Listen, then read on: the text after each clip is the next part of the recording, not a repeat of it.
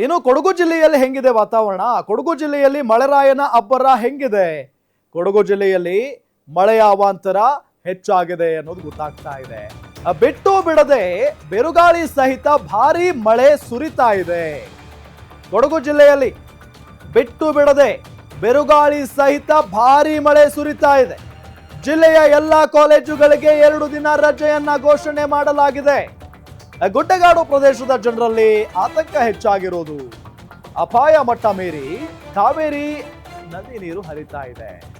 ತಲಕಾವೇರಿ ಭಾಗಮಂಡಲದಲ್ಲಿ ಭಾರಿ ಗಾಳಿ ಮಳೆ ಬರ್ತಾ ಇದೆ ಅನ್ನೋದು ಗೊತ್ತಾಗ್ತಾ ಇರುವಂತಹ ವಿಚಾರ. ವಿರಾಜಪೇಟೆಯಲ್ಲಿ ಕಾಳಜಿ ಕೇಂದ್ರವನ್ನ ಜಿಲ್ಲಾಡಳಿತ ತೆರೆದಿದೆ. ಜಿಲ್ಲೆಯ ಎಲ್ಲಾ ಕಾಲೇಜುಗಳಿಗೆ ರಜೆಯನ್ನ ಘೋಷಣೆ ಮಾಡಲಾಗಿದೆ. ಕೊಡಗು ಜಿಲ್ಲೆಯಲ್ಲಿ ಮಳೆಯ ಅವಾಂತರ ಹೆಚ್ಚಾಗಿರುವುದು ಬಹಳಷ್ಟು ತೊಂದರೆ ಆಗ್ತಾ ಇದೆ. ಇನ್ನು 2 ದಿನಗಳ ಕಾಲ ಕಾಲೇಜು ವಿದ್ಯಾರ್ಥಿಗಳಿಗೆ ರಜೆಯನ್ನ ಕೂಡ ಘೋಷಣೆ ಮಾಡಲಾಗಿದೆ ಅನ್ನೋದು ಗೊತ್ತಾಗ್ತಾ ಇದೆ.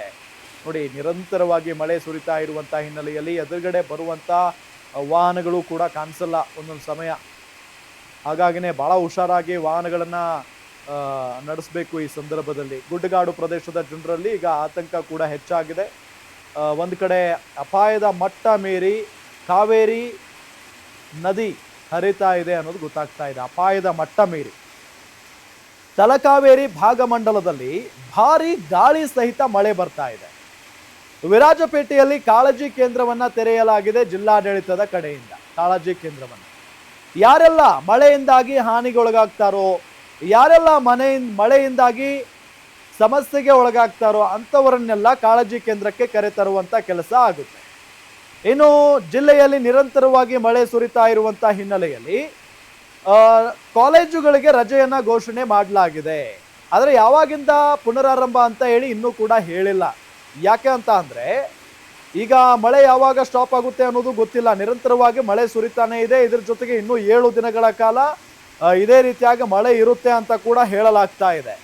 ಅದರಲ್ಲೂ ಬಹಳ ಪ್ರಮುಖವಾಗಿ ಗುಡುಗು ಸಿಡಿಲು ಸಹಿತ ಮಳೆ ಆಗುತ್ತೆ ಅನ್ನೋ ಒಂದು ಮುನ್ಸೂಚನೆಯನ್ನ ಹವಾಮಾನ ಇಲಾಖೆ ಕೊಟ್ಟಾಗಿದೆ.